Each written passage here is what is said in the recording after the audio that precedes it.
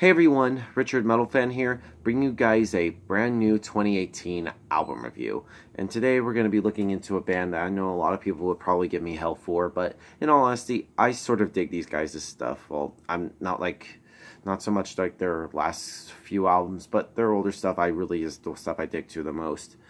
Um, I like their previous album before that, but anyway, as you can see by the title, today we're going to be looking into the new album from the band Bullet for My Valentine entitled Gravity, which came out today through Spine Farm Records. Now, everybody should have at least heard of the name Bullet for My Valentine. They're a metal band hailing from Wales in the UK, and they're sort of like one of those bands from like the biggest bands in the name of metalcore, melodic metalcore, and stuff like that. And I used to really be a big fan of Bullet for My Valentine. For those of you who are wondering, back in like high school, I used to like this band a lot. I liked their EP, which came out in '05, called the Hand of Blood, which I thought was a pretty good EP. And then I liked their debut album, The Poison. I liked that a little bit to a certain extent. And I mean, the song Tears Don't Fall is pretty much the first song I heard from them, which got me into this band. And then their second album, Scream and Fire, which hard to believe that album came out 10 years ago this year. Which I actually really enjoyed that album a lot. Like I was, because mostly like a thrash album for me. It's just, then thrash is like one of my favorite metal subgenres, along with like death metal and stuff. And then their third album, which came out in 2010, which is Fever, which I thought was okay. I mean, it didn't really compare to like Scream and Fire, but I thought Fever was I mean, I liked like a few songs from that, but mostly what turned me off with that album was like the freaking lyrics, like some of the sappy love shit. And then 2013's Temper Temper, which don't even get me started on that album. That album was just fucking terrible. Both that album just blowed more dick than a porn star.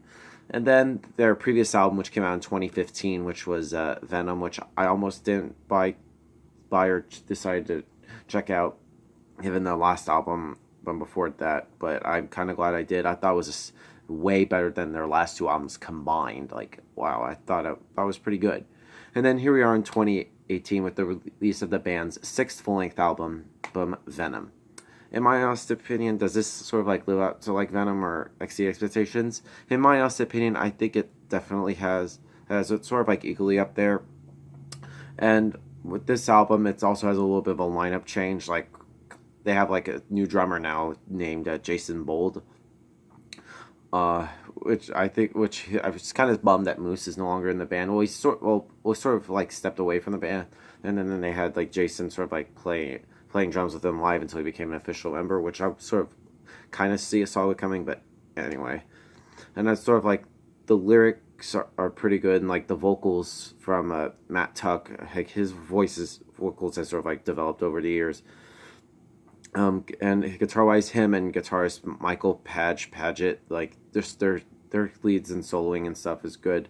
The bass playing for pretty audible, and this is actually the first album with their current bassist Jamie Mathias, who, I mean, he joined around the time of the previous album Venom, but he didn't join like right in the recording they had, so Matt played bass on that one. But anyway, without further ado, let's dive into this album track by track. Now the album opens up with Leap of Faith, which I pretty much starts with like Bullet showing their intention on onset. This album is pretty much sort of like a leap of faith.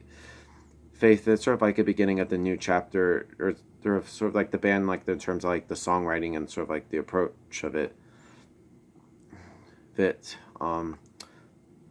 Letting You Go, it pretty much starts off very beautifully and solemnly before cranking into a very like grittier chorus. It's picking up sort of like a tempo. It sort of like maintains sort of like the orchestral integrity. They were singing sort of like the new notes as well. And then from there we go into Not Dead Yet, which demonstrates sort of like an anthemic potential, and sort of like the rising chorus and sort of like echoey type of effects is sort of like layered in there with sort of like some good use of keys. It makes it dynamic. The very last time, which kind of was sort of like different from like the rest of their catalog, and serious like a departure from like their metalcore route. But it's sort of like an interesting turn of events nonetheless. And there's something icy and atmospheric about this. Is kind of like a semi ballad of the album. It's very emotional and spellbinding in the way it sort of like winds and turns within sort of like the symphonic effect of sort of like the wind chill cutting you. And then from right there, the band jumps right back into their core sound with Piece of Me, which sort of like cuts like a knife and it's through sort of like the previous track. Gone there. Alright, then we go into the title track of the album, Gravity, which is swarming and absorbing journey that picks up right from the start and carries you throughout sort of like the flows and stuff. And it showcases sort of like classic bullet the techniques and sort of like their trademark sound, while sort of like exploring sort of like new effects and stuff. And then sort of like the experimentation with the electronic and loops and coma is sort of like a new territory for these metalcore pioneers. But charting sort of like new territory is not anything new for them, as a risk it seems to pay off in there. And then from that we go into Don't Need You, which has a tumultuous tenor of its like pounding like percussion and sort of like very heavy bass. There's sort of like the jagged riffing thing in the song is very heavy and rough. And then I like sort of like the juxtaposition of that song of Don't Need You is sort of like to the softness of like the songs like the very last time and Under Again makes it more of a standout akin to like their usual wheelhouse. And then closing things out is Breathe Underwater, which is sort of like an acoustic stripped down track that is very emotive and captivating in its sort of like raw and honesty transparency. See, and I thought it was kind of like different compared to like their other stuff.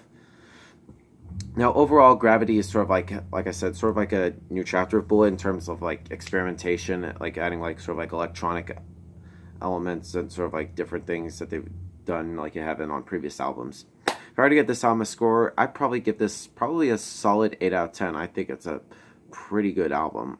Like it's equally up there with like their previous album, Venom and stuff.